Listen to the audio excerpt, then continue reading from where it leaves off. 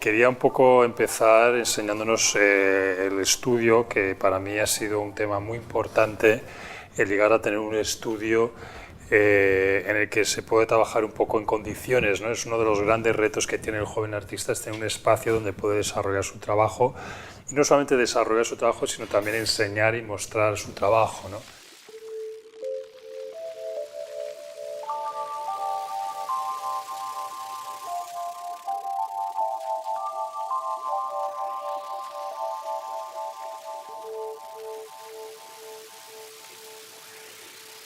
La idea es un poco enseñaros mi proceso de trabajo, cómo van surgiendo las ideas, ¿no? Y yo a veces hago lo que yo llamo mis fotos safaris, que ahora ya los hago poco, debería hacerlos más.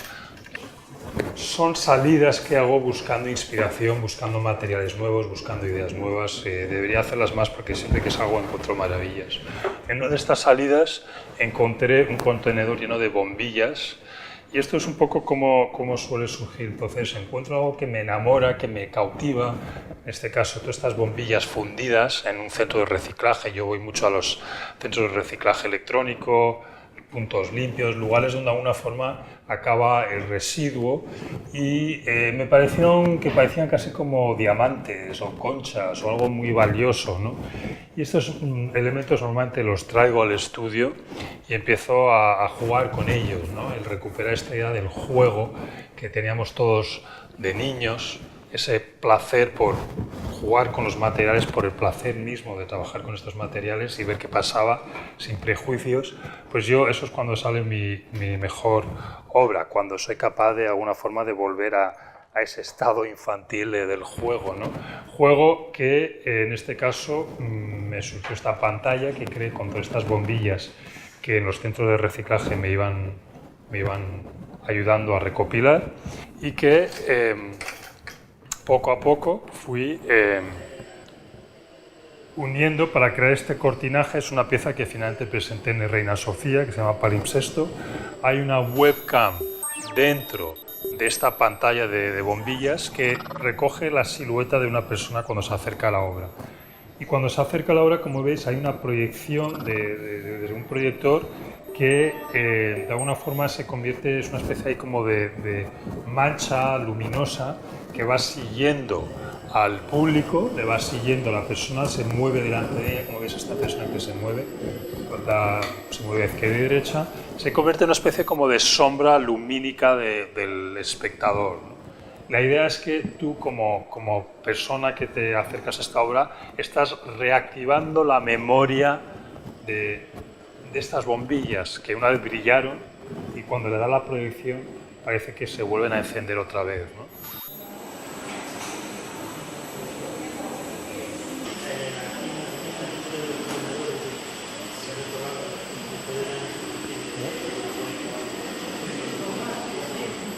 Como digo, veo imágenes en mis excursiones, en mis viajes, que me conmueven, como esta imagen de esta montaña de cables informáticos, de cables telefónicos, de cables eléctricos, cada uno con su código, ¿no? Porque por los colores realmente no es un tema estético, están codificados cromáticamente por temas técnicos, ¿no? Distintos usos, distintos diámetros de cable, y me enamoré de esta imagen y bueno, es algo que yo he trabajado bastante, el tema del cable. El cable como el gran circuito que bombea energía a nuestra sociedad, ¿no? Electrónica, que a mí siempre me ha parecido muy orgánico, ¿no? Me recuerda las venas, las arterias, los nervios, todo el sistema circulatorio del cuerpo humano.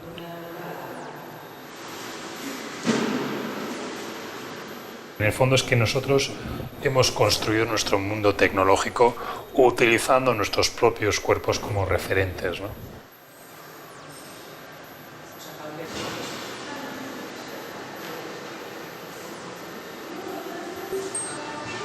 En algunas de tus piezas tú hablabas específicamente de cómo a través de ellas entendías que se reactivaba en cierto modo la memoria de los objetos que estaban ahí, como el caso de los CDs que tenemos aquí cerca o de las bombillas, que eran objetos que, por así decir, habían concluido su ciclo oficial de vida, pero que tú los volvías un poco a animar, ¿no?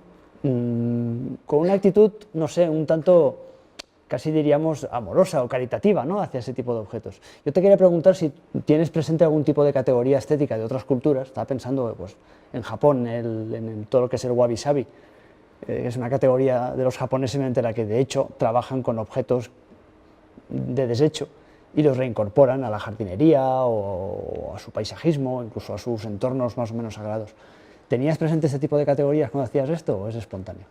No, no tenía presente estas categorías de otras culturas y igual debería investigarlo más, pero no.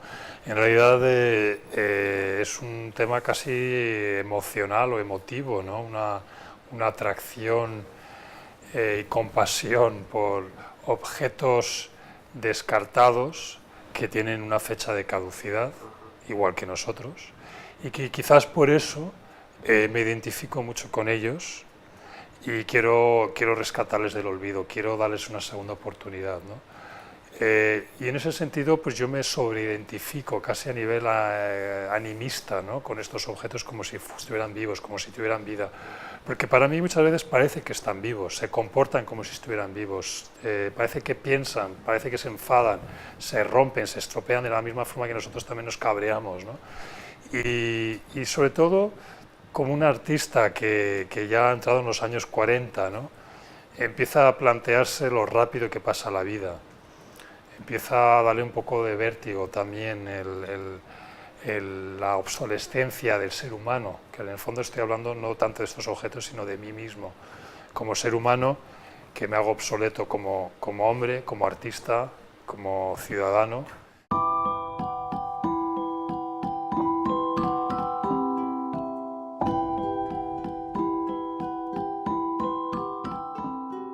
Me interesa el arte como creador de una comunidad, como unificador, digamos, de individuos que tienen una experiencia, que tienen una necesidad de transmitir unas emociones, un sentimiento, una reflexión que de alguna forma no la encuentra en el mundo del trabajo, en el mundo familiar o en el entorno cotidiano, y cómo a veces esas reflexiones, esas emociones, esas ideas son de alguna forma la semilla que de alguna forma junta a una comunidad y la da un sentido, ¿no?, en una misión, una búsqueda, una hoja de ruta, ¿no?, como quieras llamarlo.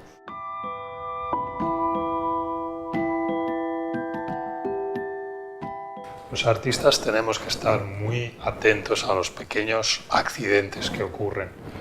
Y todo este proyecto mío con los cables y la producción de los cables empezó por un accidente en el estudio, viendo una película, porque a veces estos proyectos que tengo los uso para ver películas, los proyectos sobre la pared. De repente estaba yo haciendo otra obra con unos cables, había retirado los cables para poder ver la película había llegado a su final, estaban los títulos de crédito, fondo negro y los nombres de las participantes en blanco iban bajando, se me soltó justo en ese momento un nudo de cables y vi este efecto. Dije, esto es alucinante, o sea, esto es un accidente que tengo que, de alguna forma, utilizar.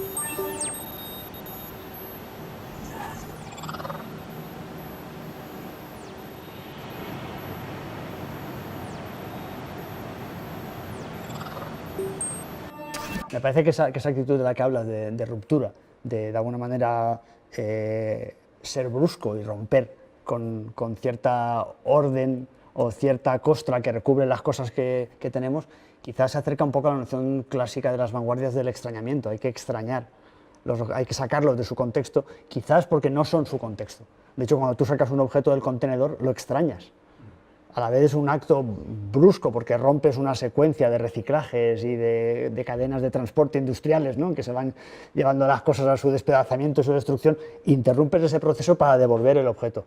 Entonces, yo creo que la noción de cuidado es bonita pensarla no meramente como algo así terciopelesco en plan Teletubby, sino como algo que de hecho puede tener una fase bronca, una fase brusca de romper un orden que de facto va a destruir el objeto, ¿no? Eso es bonito. Sí, los contextos o descontextualizar estos hallazgos, estos encuentros, evidentemente es una de las, digamos, tácticas artísticas más importantes, ¿no? y fascinante, ¿no? Y yo creo que además una de las formas más interesantes de romper con esos contextos es prestar atención. Una de las costas más importantes que tenemos que romper y que más nos cuesta cada vez más es ese estado de perpetua distracción a los que estamos sometidos, a los que nos sometemos voluntariamente con la sociedad de la información que nos está constantemente bombardeando con tweets y con posts de Facebook y con mensajes de correos electrónicos, llamadas de teléfono, SMS, el nunca estar en el momento presente. Y para mí, ser artista es fundamentalmente estar en el presente, observar esos pequeños detalles que tienes delante de tus narices, que a lo mejor pasas por esa calle donde hay una ventana que está ahí cayéndose y que realmente es maravillosa cuando te fijas en ella, o cualquier otro detalle, una alcantarilla que se ha pintado de una forma, o de esos pequeños detalles que pasamos por ellos delante todos los días y que de repente un día estamos prestando atención y lo vemos y nos parece muy emocionante. Eso es la diferencia.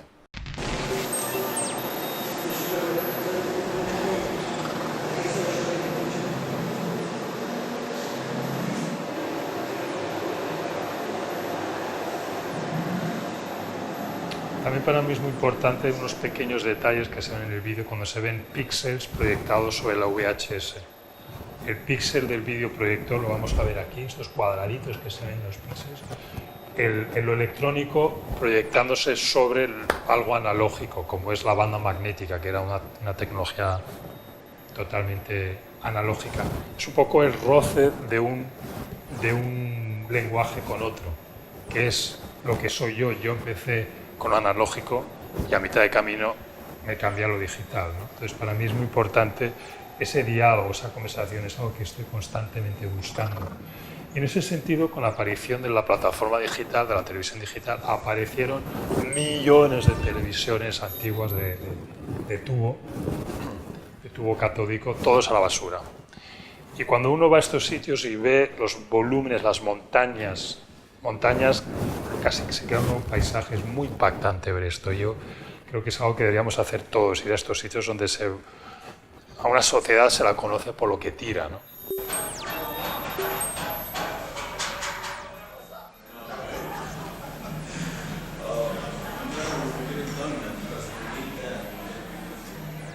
Todo este tinglado, pues económicamente es muy costoso para mí.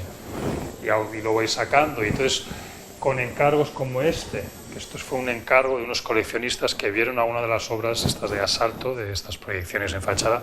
Jamás yo me hubiera imaginado que un coleccionista me encargaría eso, como una obra permanente en su casa.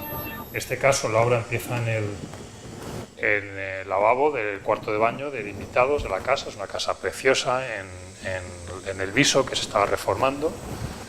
Entonces, todas las figuras que salen son ellos mismos, es decir, los coleccionistas, sus hijos, sus amigos, sus primos, su familia al completo, digamos, de alguna forma. Todos bajan, en un momento dado bajan por el desagüe y aparecen en el jardín.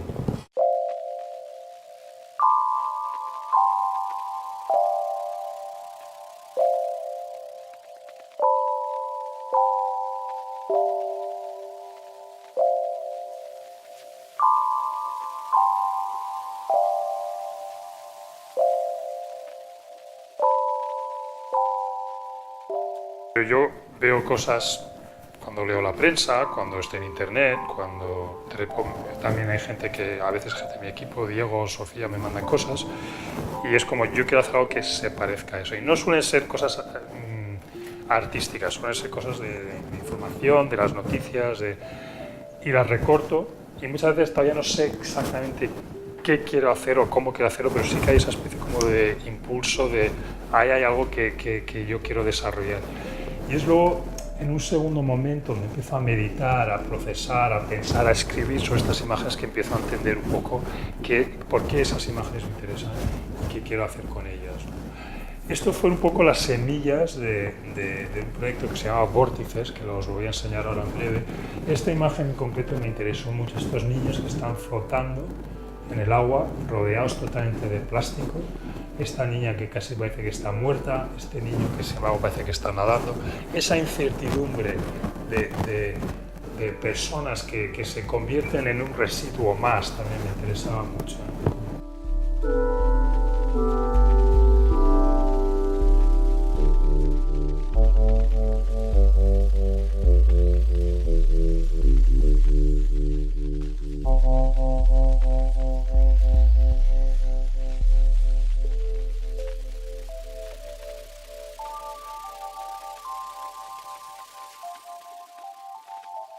Entonces, la sala esta de la Fundación Canal es una sala subterránea. La idea era que cuando bajaras las escaleras a la sala principal, te tiraras de cabeza a la siguiente obra, que es esta que se llama Marea, que es una caja de luz que yo quería que pareciera como un acuario, como si te estuvieras en un acuario. A mí me gusta mucho trabajar con el espacio arquitectónico de las salas que expongo. Normalmente hago una maqueta con las distintas salas y intento crear una verdadera narrativa.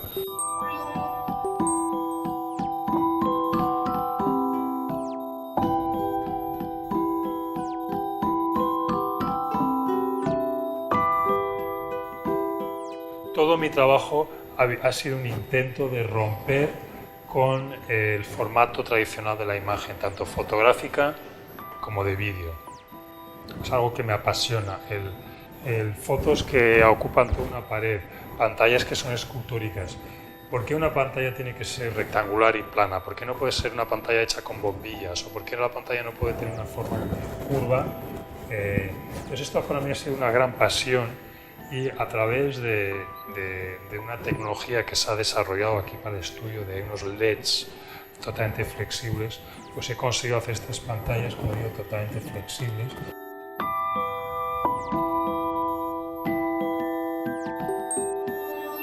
Este es un proyecto que hice en el 2006 sobre la Puerta de Alcalá.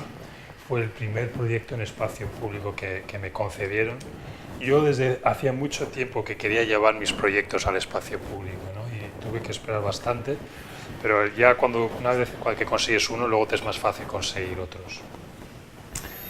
Y tengo mucho cariño a este primero que hice. La idea era pensar en la Puerta de Alcalá como un obstáculo, como una puerta, o sea, fue una puerta que se utilizaba, que se cerraba por las noches, que controlaba quién entraba en la corte y quién no entraba en la corte. También es un lugar donde se tasaba a la gente que venía con fruta, con verduras a venderlas a Madrid, pues ahí se les cobraba la entrada a la ciudad. Era básicamente las fronteras y la inmigración que hay hoy en día en los aeropuertos, pues la Puerta de Alcalá tenía esa función. Y en el 2006, cuando estaba planteando esta pieza, empezaron a aparecer las primeras noticias de los subsaharianos asaltando las verjas de Melilla, un enorme esfuerzo de intentar, pues yo creo que sortear obstáculos muy importantes para intentar mejorar su vida.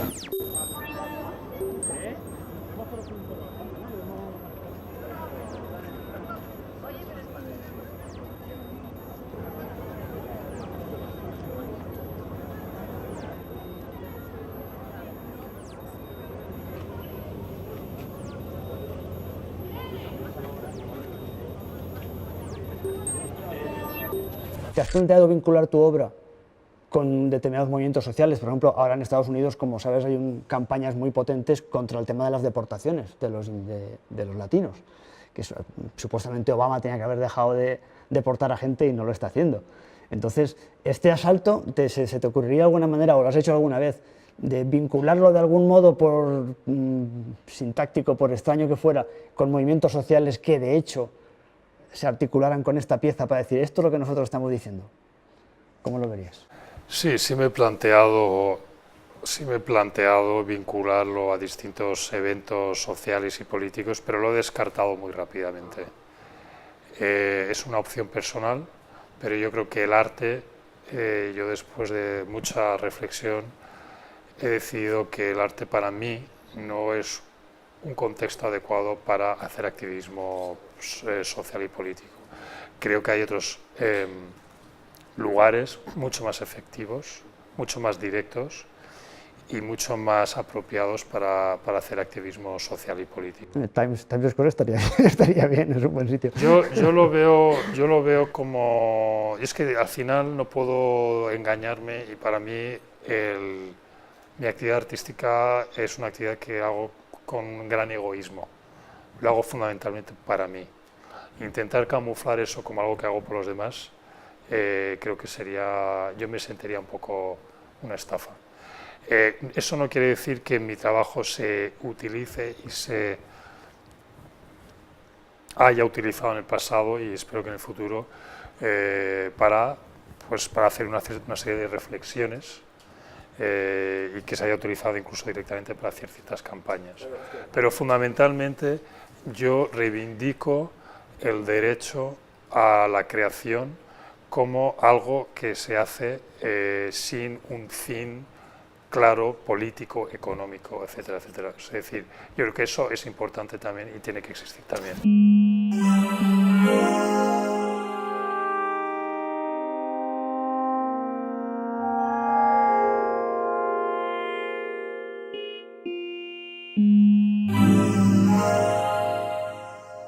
Para mí otro elemento muy importante del arte es que es muy polisémico. Y una obra de arte puede estar hablando y diciendo y explicando muchas cosas simultáneamente. Cuando una obra es lanzada al mundo, esa obra deja de ser del artista y se convierte en algo que pertenece a todos. Como decía Roland Barthes, que hablaba de la muerte del autor, no hablaba de que un autor muere, ¿no? Sino que de alguna forma lo que ocurre es que hay tantas obras como lectores hay de esa obra. Y eso para mí es una cosa que yo he aprendido mucho, de no imponer una lectura única, monolítica de una obra de arte, sino que mis obras, cuando yo las he lanzado al mundo, muchas veces las lecturas que me han venido de vuelta son fascinantes y infinitamente más interesantes que lo que yo había planteado inicialmente en mi cabeza. Y yo me he nutrido mucho de este feedback.